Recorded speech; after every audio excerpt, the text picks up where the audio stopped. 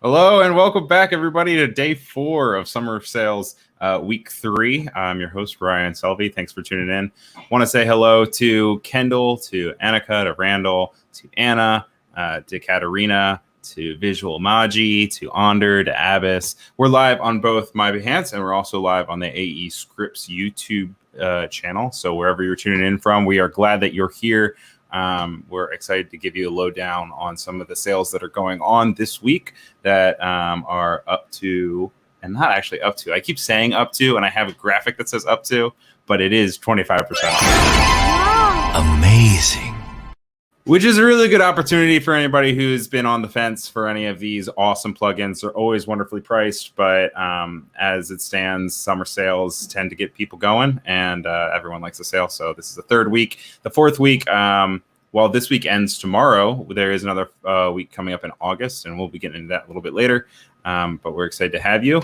On the show today, we have Lloyd, who is the CEO and creator of aescripts. For some of you who have been here the past few days, we're really glad to have you guys back. For those of you who are just tuning in for the first time, that's also really great to have you as well.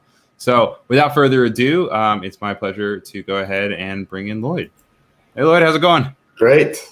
Thanks for coming on again.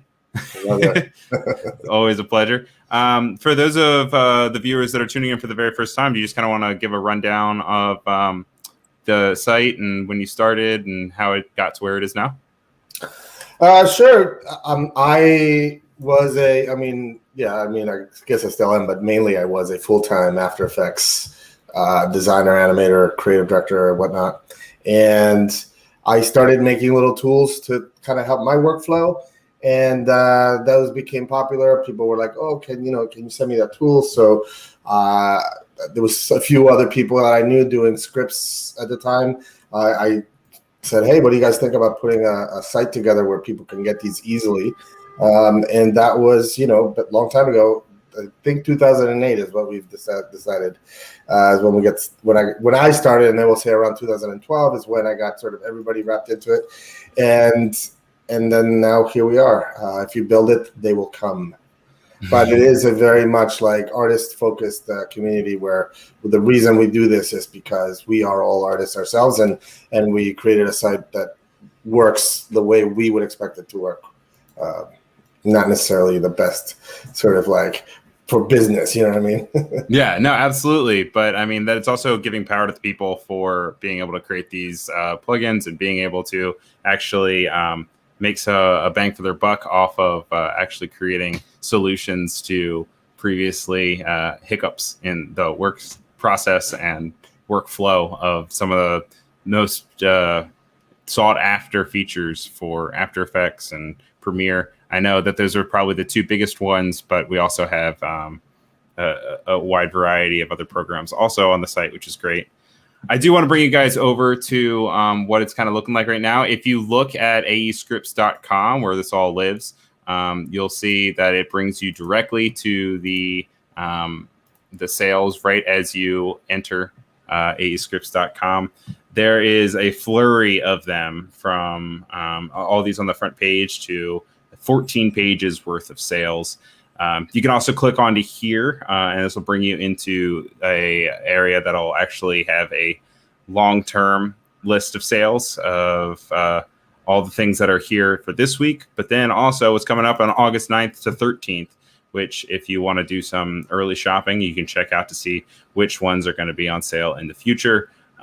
If you are a sadist, you can also look at the ones that you've missed over here. I mean, if I can mention, the one thing we do different in the summer versus, we do really just 2 sales a year. We do the Cyber Week sale and this sort of extended summer sale. And the reason we break it up into the weeks is because we do use it as an opportunity to highlight the individual authors. Because in the winter sale, it's like everything's on sale. You know, there's like, boom.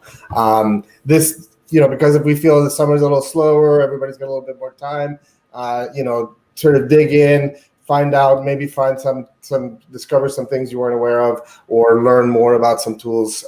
And that's the idea. And that's why we have it all spaced out throughout the summer. Now, Lloyd, did you ever meet Kendall at Blendfest? Does that sound familiar? Have you ever been to a Blendfest before? No, I've not been to Blendfest. But, and I don't know what that is. That sounds... I'm assuming it's a Blender conference. Unless it's like a mixer, you know? Right, unless it's like a social mixer blend rather than Blender. I'm going to say, in the context of our audience, we're going to say it's a Blender, the 3D app. Yeah, absolutely. Also, I'm seeing that Visual and Abbas and Elise are talking a lot over in YouTube. Elise is talking about how he got Smart Key Reverse and Projection 3D. Those are both plugins that we touched on yesterday on our stream. All of the streams are available for replay, both on the YouTube page and on my page as well. Under replays, it's sales that are still active and really great deals still. But if you wanted to get a little low down on what they do, the developers behind it, it's a really good way to just kind of see the full potential of it. There are a couple plugins, like yesterday we had Pixel Sorter, and he was talking about how he was messing with a plugin and he created it 4 or 5 years ago and he's still finding new ways to use it. So although these all have their base functions, it's really exciting to see all the plugins come in and kind of adapt with users and users giving their feedback, which Lloyd really likes everyone to know that when you go into support and you reach out to the support team, you're normally actually reaching out to the developers themselves, and they're getting feedback on their plugins, and they're evolving and adapting over time. And it's always great to hear and see it grow more. So with that, though, we are really excited to have Rob on the show today. And I'm going to go ahead and roll our little intro, and then I'm going to bring you in, Rob. So make sure your hair is in place and you get last gulp of water and before you're on the camera. So, all right, here you guys go.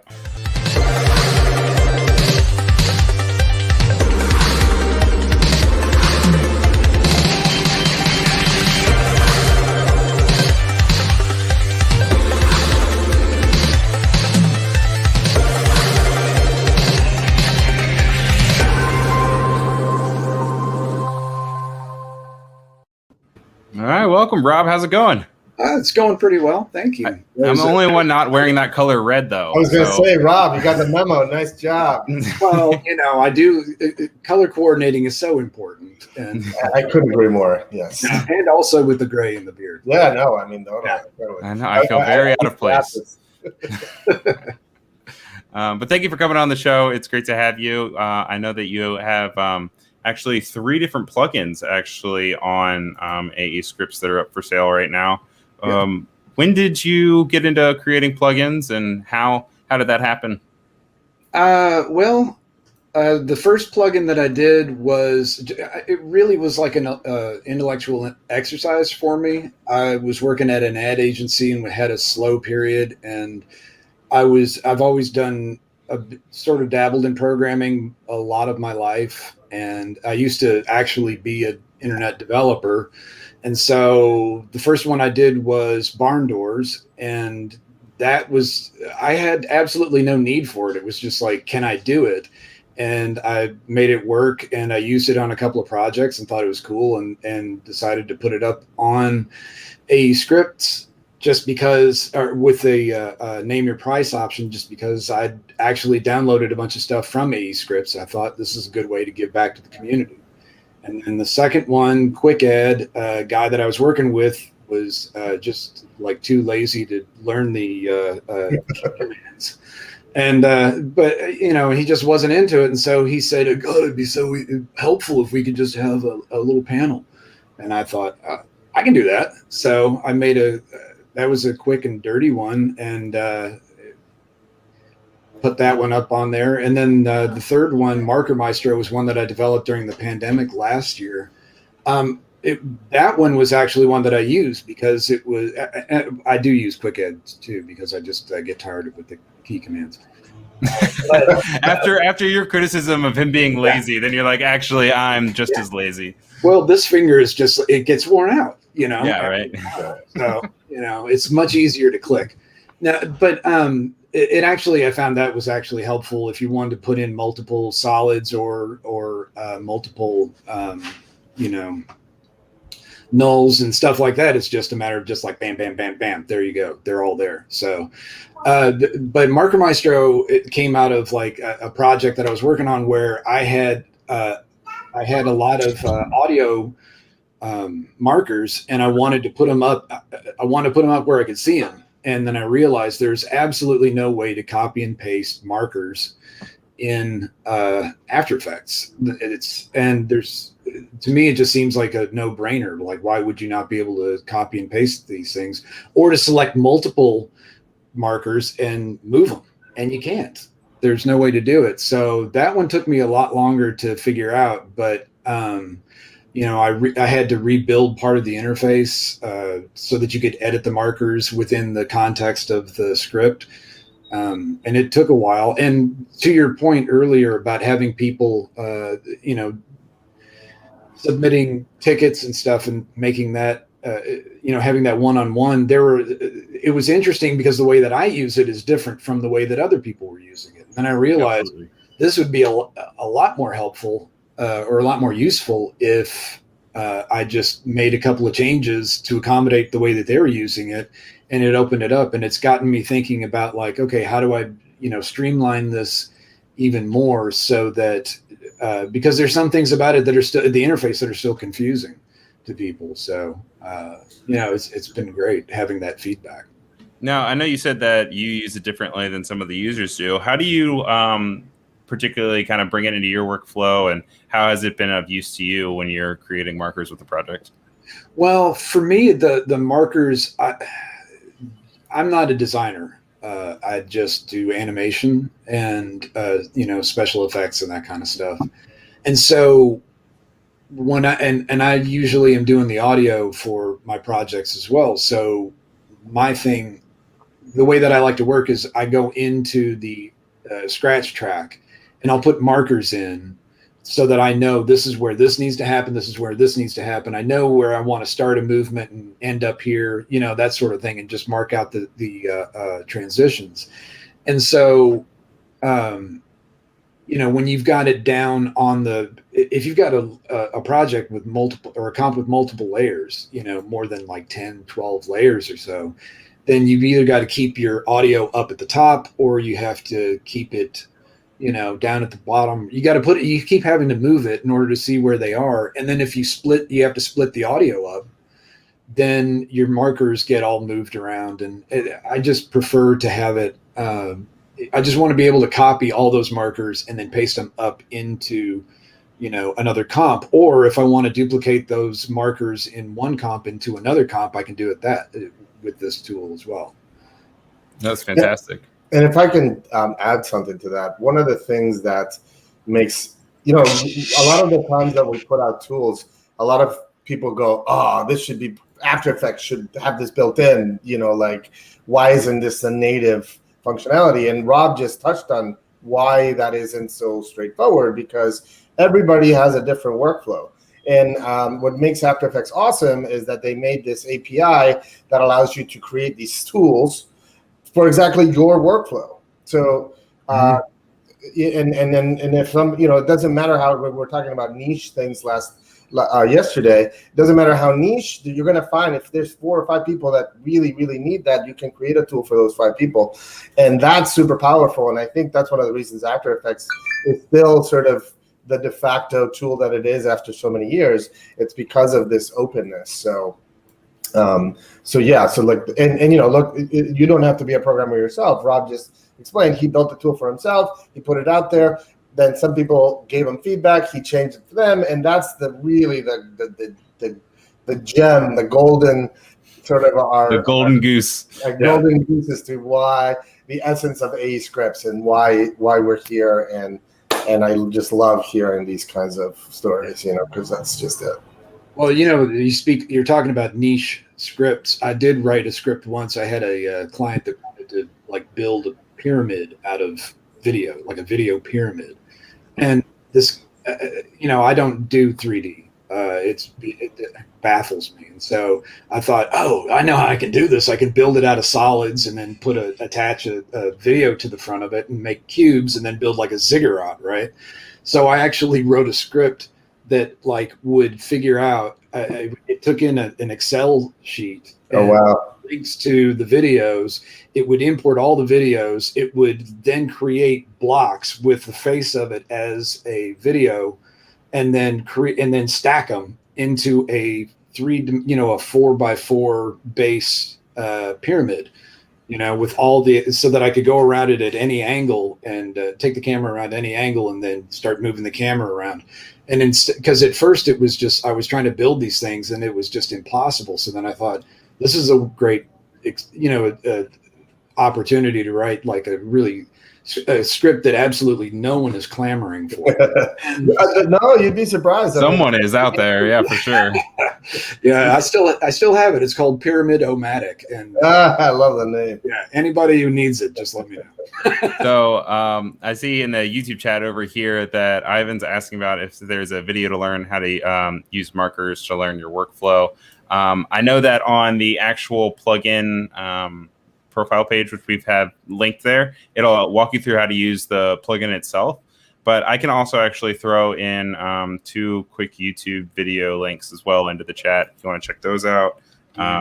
Once you get them into your workflow, they'll really change how you really organize and approach files. And I should also add that After Effects recently, in the last few versions, added a new feature for markers, that now the markers can be split, meaning that a marker can have an in point and an out point. And I don't know if, Rob, you've updated your tool to do that, but we have a few marker tools now that really take advantage of that. Each marker can have an in and an out, so you can use it to define sort of different work areas, if you will. Yeah. And of course, through expressions, you can link to it and you can make stuff happen based on where that is.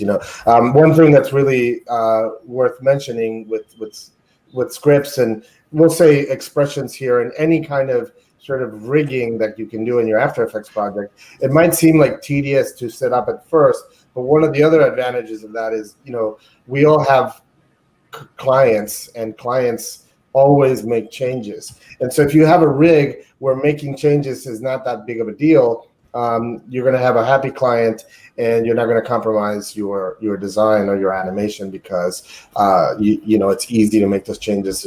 And most of the time we know it. You go through all the changes of the client, and you end up back where you had already landed in the first place, right? So yeah. That pyramid script that I wrote, actually, it took me a couple of hours to write it, but then it saved me, I couldn't even tell you how many hours, because they kept changing the video clips. you know, and it was like, how do I find these things? So I just would erase everything and then run the script and update the Excel file, and then it was there. You know, it was great. Yeah. And I see that JH in the YouTube chat is asking about the video pyramid script. Do you have any link where that's accessible to anyone? Is that something you have? No. aescripts/contact and select one of Rob's products, and it'll connect you right to them. Yeah.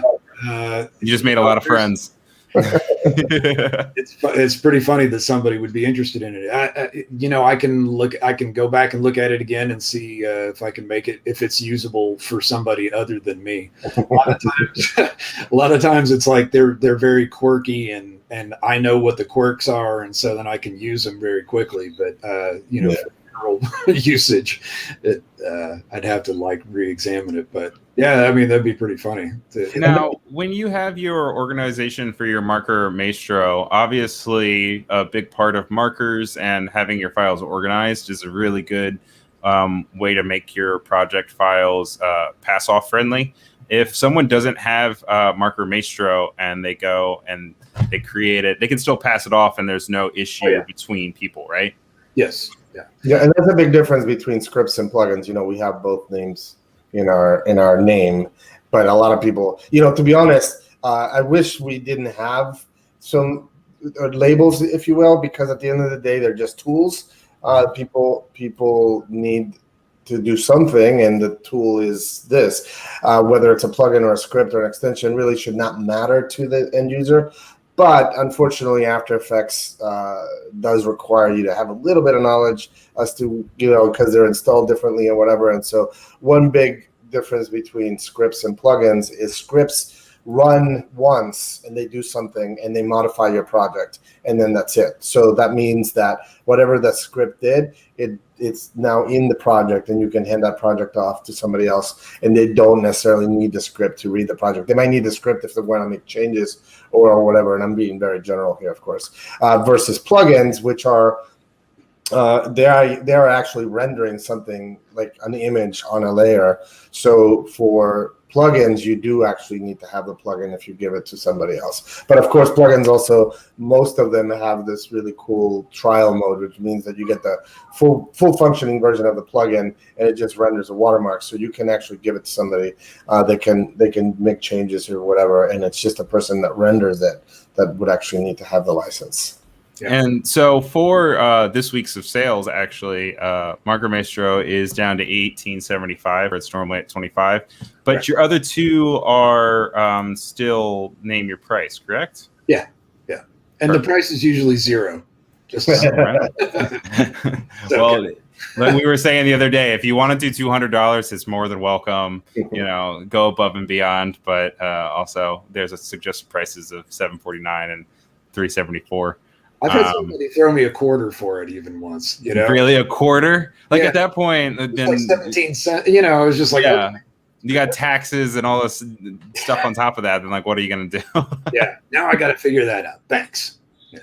No, but it's cool though. It's one of those things that's the great thing about this site, is that there's so many useful things that are, that just enhance the the inherent functionality of the app that are free. I mean, if you want them to be free, like you only need to use it once. It's like, I wouldn't expect somebody to pay me, $10, $15 for something they're going to use just once. I'm happy to take it if you want to pay me. Yeah, right. But, I don't want to expect it. And something like Quick Ed is one of those things, and also Barn Doors, I think, is one of those things where you're like, I wonder what that's like, and you download it and you use it, and then you may use it or you may not, and then just get rid of it, so. Absolutely. And speaking of Barn Doors, because I know that one was your first one, and you were talking about how you kind of did it just to see if you could. Yeah. We actually have a mention over here from Sit in looking for just a way to learn how to write their own scripts. I was wondering kind of where you got your first resources from, and if you have any recommendations. I see that Lloyd also went ahead and linked out to an aescripts introduction video course, which is available and also on sale. So make sure you guys check that out. But also, where would you say would be a good place to go Not to put you on the spot after we just plugged aescripts, but Oh, no. Go to aescripts course. That's where I learned. No, I started out like doing web development in the 90s, and I picked up JavaScript, and then I moved from that, and I was also doing multimedia development using Director, and that was using. They're all ECMA based scripts, so it's all basically the same type of. Which is JavaScript, by the way. JavaScript, yeah, it's all the same. What do you call it? The context or syntax and syntax. That's what I'm thinking. I knew it had an X in it. So anyway, it was like it's once you've learned the sort of the basics of that, and in any programming language, they're all basically using the same kinds of things, and so you've got your variables and you got your arrays and that sort of thing. Once you learn the basics of it, then you just have to learn the syntax and the things that are peculiar to that language. And which is the same thing as expressions, by the way. Expressions and scripts are the same language. Yeah, but they have. I mean, After Effects has things that are very specific to After Effects, and so you kind of have to learn how to manipulate things and how to update things and that sort of a thing. But there's I use the tools the Adobe's released stuff. What is it? Like the Programmer's Guide, and there's a lot of resources out there already. Actually, Zach Lobat, who we had on the show yesterday, he actually has organized. He was a little bit frustrated with all of the Adobe documentation being kind of like all over the place, and so he created, or he took over this site called AE Enhancers, and has now really organized all of the documentation. They are not just for scripts, but for plugins and extensions. So AE Enhancers, I'll put the link here. Yeah, I've used that before too. That's a great one. And Kendall's also bringing up School of Motion, which we kind of talked about a little bit yesterday too. School of Motion also is a great resource. They'll really get you up and running, nice and buff, ready to go. Yeah, there's lots of resources out there. You just have to kind of Google around and start. For me, it was just like get in there and start, bashing away at it and see if I can make something happen. It's also one of those things where when you said that you started in the 90s, I was expecting for you to say GeoCities there for a second. I think I used to get the information off of GeoCities, actually. I think we all did. We had those all horrible gifts that have somehow came back around as well. It's funny how that always happens. But so you have these 3 plugins. Do you have anything else that you plan on having in the works? Or is there kind of a thing where this is something that you've kind of established and you'll fine tune these as you continue? What's next? Yeah, I have I have an ongoing project that it's way above my head. And again, it was another intellectual exercise, but and it's not something that I have ever actually needed. It's just something that sticks in my craw that I can't figure out. But it is aligning things in 3D. And there's a lot of 3D alignment tools at aescripts, but all the ones that I've seen, and I haven't looked in a while, but the ones that I've seen generally are aligning things on the Z-axis only if the camera is in a certain spot. It doesn't take into account moved, or if the camera is attached to a null and is rotated or anything.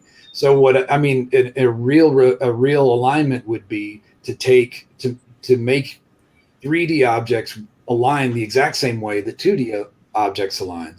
So I've taught myself how the basics of 3D trigonometry, and which was like casual. Are you talking? Yeah, I know. It's like it's about multiplaning. Say what? Are you talking about multiplaning? Meaning like you take a 2D image, you break it in, and you move it in 3D. No, I'm talking about like if I've got like say several objects in several planes, already in the project, and I want to make them line up to the camera in relation to the camera. Got it.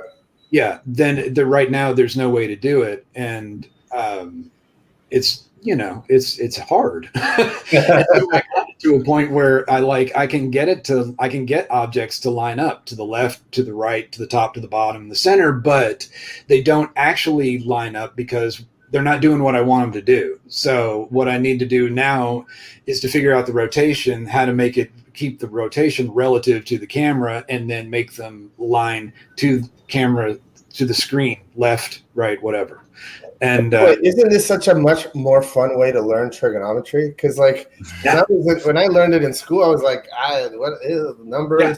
But when you use that trigonometry to create cool stuff in After Effects, it's like, wow. Yeah. Well, I can tell you right now, like I know SOHCAHTOA. I know it by heart, you know, and I've actually used it in other real life situations to like figure out, you know, angles and that sort of a thing. So, and distances and, you know, you're right. I never had a practical use for it. So like I was terrible in trig and in calculus because I looked at it like, I'm never going to use this. What would I ever use this for? And then it turns out that I was going to teach it to myself to, you know, learn how to like do this script that I have absolutely no use for. But what's the other thing that's funny about that is that I have this guy I went to high school with, whose name is Michael Natkin, and I knew that he had worked with After Effects. He had worked on the very first part of the very first editions of After Effects, and so I got it to a point. And so I emailed him and was just like, "Hey, man, I haven't talked to you in a long time, but." I know you know about this because you're really smart and much smarter than I am. And I sent it to him and just like, what am I doing wrong? You know? And it turns out he's like, yeah, I built that 3D coordinate system in After Effects and wow, the good work. Oh, wow. That's fantastic. But he's going to like say, oh, just, you know, move this decimal over one place. And right. Then you got it. So, yeah, I get to a point with that one where I'm like, I just start banging my head against the wall, and then I'm just like, oh, let it go.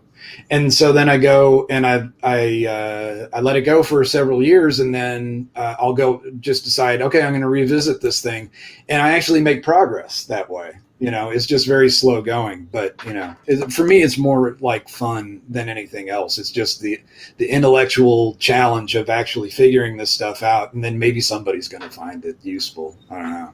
Yeah, I was going to say, you guys are making all those math teachers very, very happy right now, because I remember they used to have little posters in school that would be like, what am I going to use this for? And it would have like all the check marks, and one of them was always graphic artist. And I was like, I don't know about that, but time has proven very much so that I'm like, you know what, they're actually onto something there. You actually could use it for it, though. Yeah. So. I mean, and the other cool thing, and not to get too geeky into programming, but sometimes you're like sitting there trying to figure out a problem, and you're like, you know, using the internet, and you're on Stack Overflow, and you're all doing this stuff, and it turns out that some guy in like, you know, the 1800s wrote some algorithm. You know, he solved this problem, and then suddenly it's like your solution to like how to like sort files into the thing or something. I don't know, and it's that to me is so cool. Like. I had a friend that I worked with, this guy who was like really, really smart guy, really good. He was a programmer. I'm not really a programmer, but I would be working on some problem that was like some programming problem, and I'd be banging my head against the wall. And so I'd go to him and I'd say, okay, just listen to me here, you know, and I'd start explaining it to him. And he's just like, I have no idea what you're talking about. But I'm like, hold on. And I was like explaining. And in the middle of explaining, all of a sudden I'm like, oh, okay, I know. Yeah, and then like, thanks, man. You know, he's just like, okay, you just wasted about 5 minutes of my time, and I have no idea what you're talking about. But you know, it's great when it's like just having those kinds of resources, or you know, even if it's a person, or it's like you're saying, going on to Stack Overflow or one of those places, and somebody has come across that exact same problem and said, you know, and left this digital artifact. This is how I solved it. You know, or at least giving you a clue on how to get around it. Yeah. And that's one of the advantages of After Effects scripting being based on JavaScript, that you can, you know, there's not that many After Effects scripters, but there's a million JavaScript programmers. So most of the problems are JavaScript problems. So you just search JavaScript, how to do this, you know, and then you get it. Yeah. Well, I'm just real quick. Oh, no, go on. Go ahead. No, I was going to say, I always come across stuff that it's like, can I do this in After Effects? Can I do this with the scripting? And then Yeah, and then that's like the hunting for a needle in a haystack sometimes, just trying to find a simple answer. Will this work or not? And how do you do it if so? Because there's a lot of stuff that's not really documented that well, I think. It seems to me that there's like that has changed. I'm telling you, go to now I just realized they changed the domain to docs4adobe.dev. But Zach has done a tremendous job getting all of those dark areas illuminated, if you will. That's good. Docs for Adobe. He's been on the case with the Adobe folks, who obviously nobody wants dark areas. Everybody wants, but I don't know if you know this, but the scripting engine, the reason scripting exists in After Effects, it was built as an in-house tool for them to try and find bugs in After Effects. So they would basically create a new feature, and then they would run scripts to basically unit test After Effects. And so that's the reason that it was really poorly documented at the beginning, because it was not intended as a public thing. And so that's why it's been slowly, I think we are slightly responsible for the rise in popularity of scripting and After Effects. And so it's really great to see that everybody's on board to making it less dark. And the idea of just homebrewing and everyone kind of tinkering and developing apps. I know that's not the same, but kind of this mentality of people making solutions for themselves with programs that are already kind of the base, and then growing off of that, which is cool. And before, now for as the economy does its thing, and studios, people are like, budgets are getting smaller and studios are having a harder time and all that stuff, and so everybody's always looking for other sources of income. Before NFTs, you can make script or plugins, Right. Essentially, it's being somebody who went through this transition myself. When you're an animator or a designer, you sell your service, right? And so you're essentially selling your time.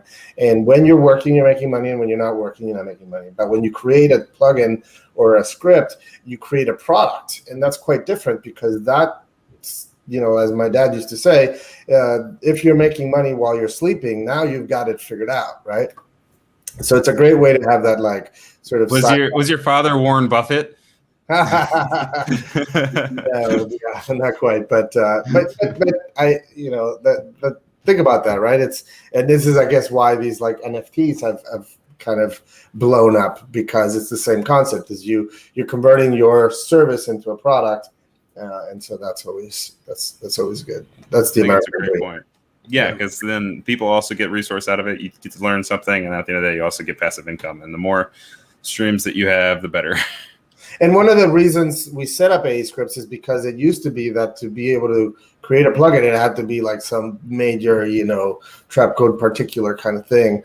And one of the things that I really felt was quite important was to create a place where there could be the barn doors plugin, or like the FU, the AE or the syntax highlighter plugin that we talked about yesterday, where it could be super niche, but there's still a place where it can live, and where people can find it also, which is another important thing. Absolutely. So over here, I have the little tutorial for the quick add, so you guys can kind of see it in action. You can see that it does have a very small real estate, which is really nice. We have been talking a little bit about that this week, and the idea of different creations taking up so much space in your workflow. With the beauty of quick add, it's just right above where your layers are. You can put it right in between. I mean, you can put it wherever you want, but it kind of really works best between your project and your timeline. So that way you don't have to go all the way up to the top of the toolbar. Obviously, you can use your key commands, kind of like Rob was saying, but it really helps speed up your workflow if you don't want to have to move your mouse too much, and you can just click away and add it to your scene. Yeah. And actually, one of the things that I'm working on in my spare time is updating quick add into making it a little bit more, giving it more options, just like letting people create presets or, common fonts, common colors, that sort of a thing, so that you can just quickly add the stuff that you need, and you don't have to, use the default, because right now everything, like all the solids come in as white, and then you have to go in and change the color, and it'd be so much easier if you have like a color palette and you can just like select a color and drop it in. That sort of thing. Now, is that project specific, or do you know if it would be possible to have it kind of be universal between projects if I want to have a cyan as my default for forever, or just like in a, well, I don't know. I mean, if that's the way you're going to use it, then, that's definitely something I would think about. My thought originally was to make like some kind of the name is totally escaping me. A style sheet kind of a thing where you could, but then they added libraries, so they kind of beat me to that idea where you could like save fonts and save colors and that sort of a thing. Although I just found out they're discontinuing color themes, so don't let what Adobe does dissuade you from doing what. Okay, live your dreams. Yeah, because I was thinking if you had a style sheet kind of a thing, then if someone's hiring you, they could just send you either a JSON file or they could send you an After Effects file where it's embedded in the After Effects file. And I don't know if that's possible or not, but one of the things I was trying to figure out. So that you could embed all that information into After Effects, and then you open it up, and if you've got Quick Add, then the style sheet, your style sheet would be right there. So all your colors, all your fonts are embedded in there. Elise is also saying. After Effects can now natively read a JSON file. You can literally add it as an element and then add it as a layer and pick whip two parts of the JSON. Right. So it's super cool that way. Yeah. I was just thinking if we could embed it as a metadata, that sort of a thing, just like some of that information. You would just bring that JSON as another element, like it's in your project panel. Right? Just drop it in. Okay. Yeah. I have to look at that then. See, there you go. And then Elise is saying also for Quick Add, a good idea would also be to have a number box. So if we need to add 5 nulls, then you can put 5 and click Add to kind of have that customization and be able to do quick actions or bulk quick actions with your Quick Add. Yeah. So, of course, those are all things that, kind of like Lord was saying, pop into support. You can start the conversation. Rob is excited to hear your thoughts, and obviously if it helps you guys continue to buy it and use it, then he's here for you. Yeah, aescripts.com/contact, and then pick the product from the drop down and you will get it straight to Rob. Yep. Cool. Well, I think that should be everything that we have. It's a pleasure having you on the stream today, and we're also excited to see you in the future for whatever may come, if you get that 3D alignment tool figured out. By the way, there's some big Sokotoa action love in the chats, by the way. Oh, yeah. Randall put in all caps, Sokotoa, yes! Sokotoa, but it doesn't apply it doesn't kind of work that way necessarily. It's a whole other thing. It's really interesting. So, absolutely. Well, thank you again. We hope to see you soon. And you guys can check out all of Rob's, I almost said Wobb's because your last name's Womack, Rob's plugins at aescripts.com/author/QR, Rob Womack. I'm putting the link both in YouTube chat and in the Behance chat. So make sure you guys check it out. And their sales are going on until tomorrow. Sweet. Cool. Thanks again, Rob. Have a good one. Thank you. See you soon. Bye. All right, and then back to 2. There was one particular artist that I wanted to go through and discuss before we hop off for the day. Unfortunately, we were unable to have him on the stream itself, but I am really excited about the swaths of available plugins in the sale. There's up to 6 actually, and it is a creator called Real Creations, and it has Load Up, Quadrate, Circuit, Easy Rulers, Maze Effects, and Keyboard FX. I'm going to go ahead and I'm going to queue up. I guess let's do what should we do? Let's do load up. Let's load up and see where it goes, because that's a really good tool for people who are constantly creating things with loading bars. And well, I'll let it speak for itself. But here you guys go.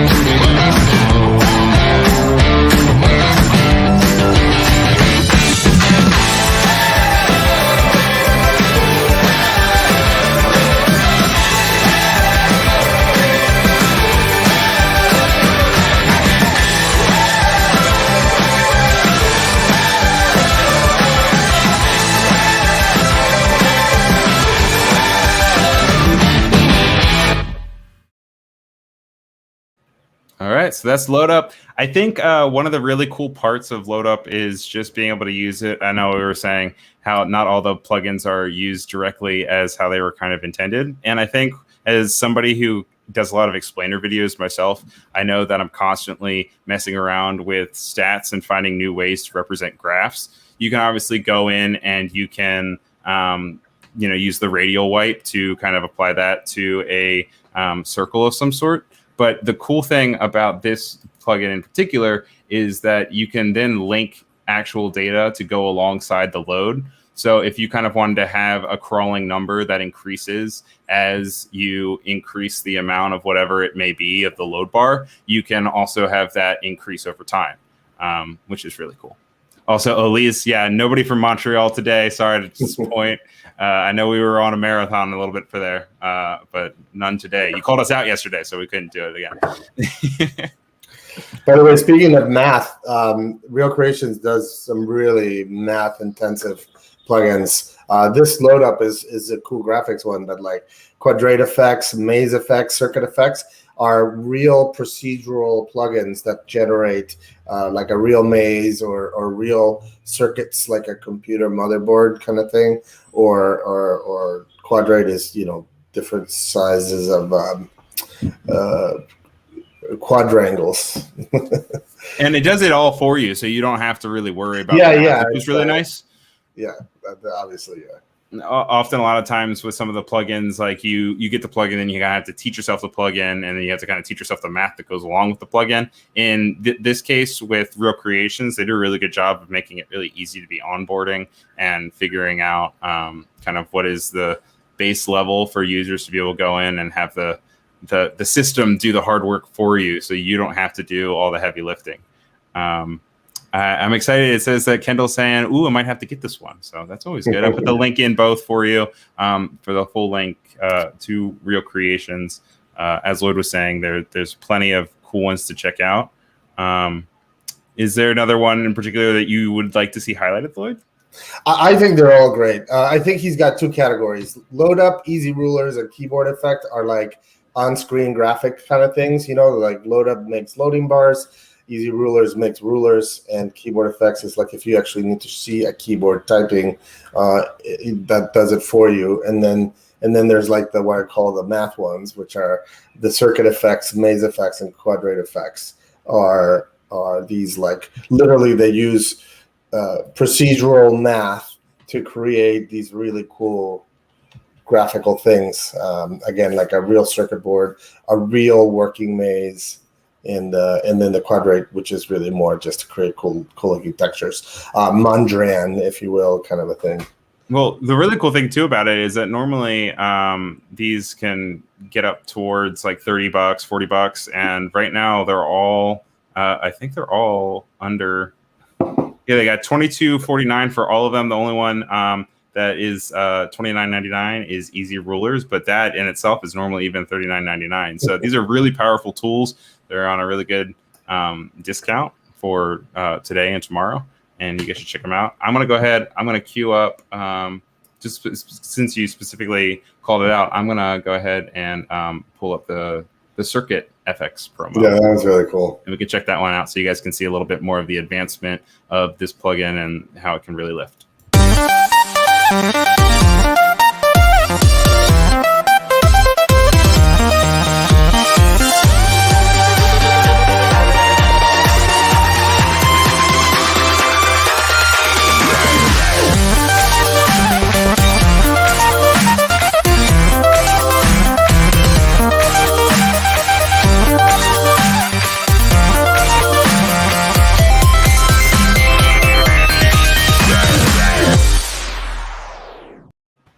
Yeah, so really cool customization, the ability to have random generation for you, so you don't have to get in there and worry about doing the small little details.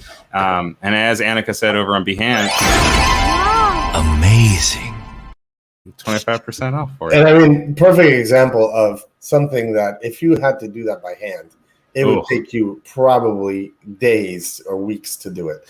Or you can just spend, 20, 30 bucks.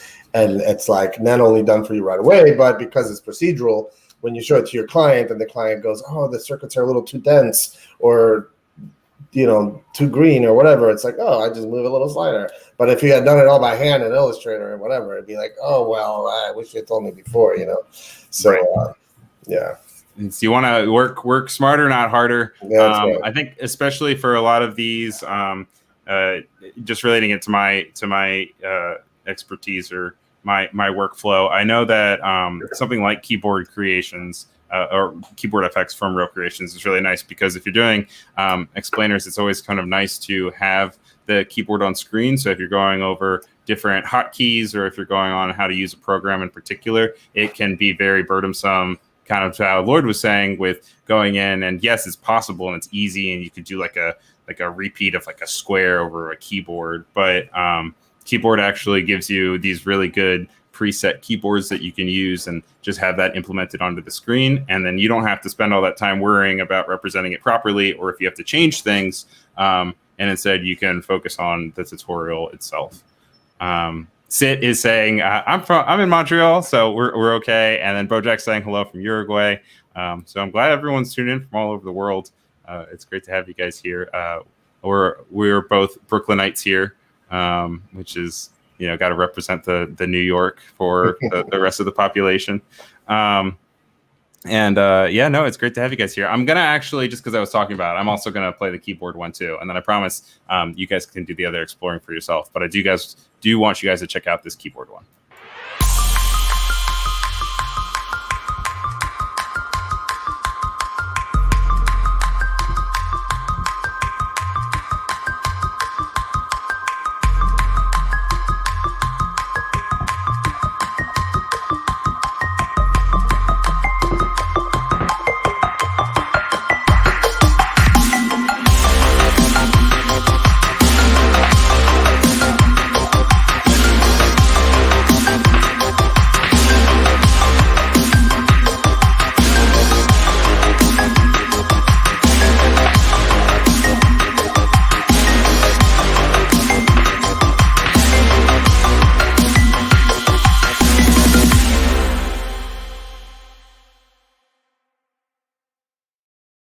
This is another really popular one with the FUI crowd. And if you're watching a sci-fi movie and there's typing thing, the keyboard the letters should match what's being typed. But they don't always. And doing that is tedious. Yeah, no, it's really great with a large swatch of text too. You can see on there where you can just have it so it just goes across the whole thing. You can imagine how it might be easy to do a few key commands or maybe one thing here or there, but once it's a paragraph, that can save you. that right there. I know I'm saying it could save you dozens of minutes. This could save you an hour, 2 hours of the most painstaking. Okay, press the H. All right, press the E, the L, the O. So definitely worth checking out. I'm really glad that we've had time to really check out Real Creations. They're all really great ones. You guys should also check out Quadrate, Maze, and Easy Rulers for ways to really bring your products to the next level. I do want to welcome everybody else who has been joining while we've been broadcasting. I just want to retouch on that. We're going over summer sales. It's week 3. You can find all of the products that we're talking about right here on the homepage of aescripts.com. And it has everything bring you directly to the sales page. And then you can also go to here to check out future sales. One thing that we brought up the last few days is the extension installer. I know for a lot of people, they are interested in plugins. They're interested in bringing new modifications to their programs, but they're a little intimidated by the idea that you have to download it and put it into a certain file, and you don't want to ruin your computer or do something weird in the nitty gritty. Fortunately, aescripts has a really great plugin manager that you can use by choice. If you don't want to, you want to do it the old school way, you still can. But this links directly to your personal profile on aescripts, and it will not only help you keep your. I always do that when I am streaming. It doesn't let me do it because it gets confused. But it not only helps you stay updated with the ones that you have, but it'll help you install and keep track of all your licenses. You can go through and you can select and you can shift control. You can install a bunch at a time. You can have push notifications so that when something is updated, you get the notification for it. And it's just a really good way to keep everything nice and clean, and you don't have to worry about it. You can see that I've done my fair share of purchasing off of aescripts, but a lot of these are also from the sales too. There's some really great stuff that I've learned and been able to offer to clients because I previously was unable to have the time to go in and do the nitty gritty. And now it's really good to just have this availability. And kind of to how Rob was talking, there are so many updates, both for features and for functionality. And the beauty of aescripts is they constantly stay updated, and you constantly can get new installers just for buying it once, and then you lifetime license for stuff. Now, there are some that obviously have sequels, like you'll have Pixel Sorter 2, which is an extension, and it's new and it's enough new features, so you'll look into that. But for my experience, I have had some of these for years, and I just continuously get new features and new things updated just because I bought it once, which is phenomenal. So make sure you check that out if you install stuff.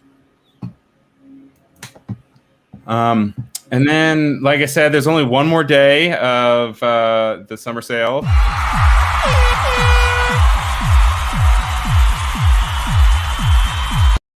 Which makes me sad for a couple of reasons. One, because I won't be able to use that air horn announcement anymore. But there is another one coming up in August, which we're excited about. I do want to tease what we've got going on for tomorrow. We'll be talking to your boy Lloyd for a little bit more extensive into his experience with creating things.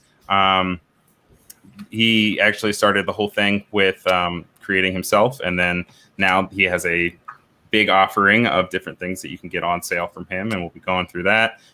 We're also having our friends Stephen Twig and Marco Sanzi on, and we'll be going over the plugins for that and partying it up because it'll be the last day. Marco Sanasi. Sanasi. Italian. There you go. See, I love to butcher people's names, especially on live stream when they can't then bring it back. We'll have conversations on Behance on the chat, and they'll be like, "Oh no, it's pronounced this," and I'll just continue to try to say it, and it just gets worse. And I'm like, all right. I once actually had a viewer message me on Discord with an audio message to tell me how to say her name. Oh, there you go. Wow. And it worked. I now know how to say Chana. But up until then, I was always saying Hana or Hannah, and it was all over the place. So I do want to say thank you to everyone who's joined. Unless you have any last words, Lloyd. See you tomorrow. But it's been a pleasure, as always. We'll be back again tomorrow, same time, same place on both YouTube and my Behance. A big, huge shout out to Annika and Randall, my mods, keeping the chat down and under control. Thank you for all the links and making sure everything was nice and strong. I want to say hi to Anna, Katarina, to Sarah and Ty, also Visual, Maji, Abbas, Elise. Say hello so I make sure I don't miss you, but Seat and Bojack. Thank you, everyone all around the world. BBDJ. For BBDJ, that's fun. Onder, thank you guys for tuning in. And I know there's a few of you that have tuned in for several days, and it's fun getting you guys excited about these plugins, also hearing what's working for you and what you guys are installing and buying, because obviously it's always great to hear that kind of feedback. So I'm going to go ahead and play the outro here, but we'll see you guys tomorrow. And thanks for being you. See ya. All right, guys. Have a good one.